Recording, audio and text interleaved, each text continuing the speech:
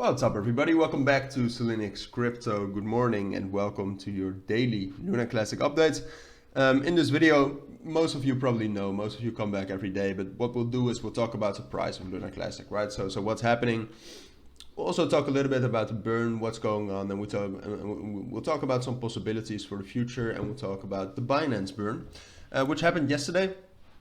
It was about, excuse me, I have to set up the light again. Because, yeah, that's better. So, yesterday we had that Binance Burn. If you want to follow those things, just look up luncpenguins.com. I have it set to the burn tag so I can see how much we burn every day. Still, average is about 200 million. It's not great, it's not bad. I think I'm relatively optimistic about this burn tax, but still. Had about a 2.5 billion burn by Binance.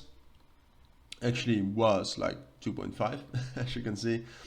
Which now they've burned in 3 weeks. They've burned through 11.1%, which is about 0.16% of the total supply. 0.16% in the last 3 weeks. Not bad, but obviously their burns have been decreasing and it's dropping down because Luna Classic is losing momentum. All right, we have to be honest with ourselves. Volume has dropped down to the lowest we've been in the last month. Definitely last month, probably even longer, probably even last 2 months.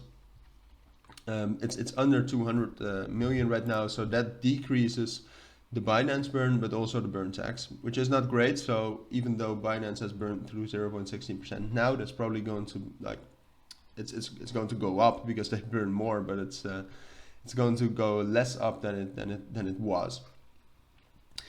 So yeah, it's not looking great. We've burned through 22 billion, which is about 0.33% of the total supply. Not looking amazing, but it's definitely not bearish. All right, I at least think it might be worse than expected, but in the end, it's not bearish. If we take a look at the price, though, what you can see is that yesterday, first of all, I was wrong. I expected a little bit more bullish momentum from that Binance burn.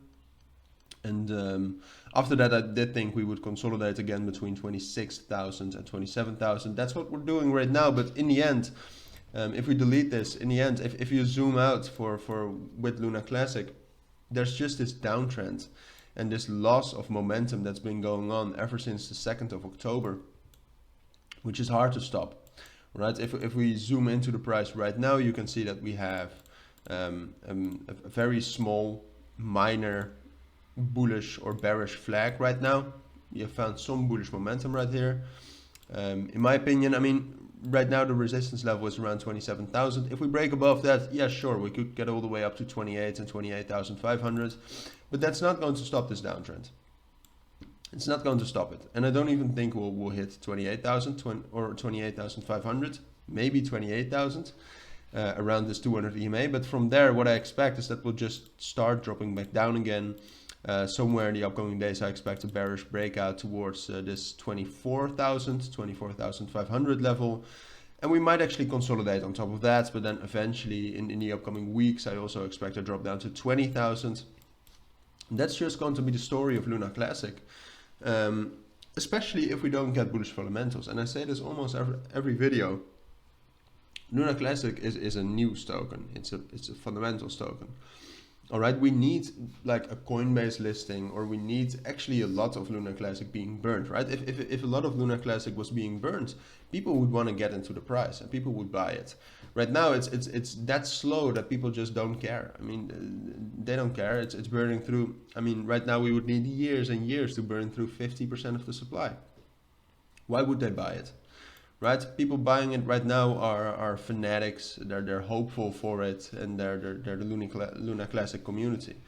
But in all honesty and realistically speaking, we need bullish fundamentals. If we get bullish fundamentals, we can go up very quickly. But if we don't get those, we will just drop down very slowly.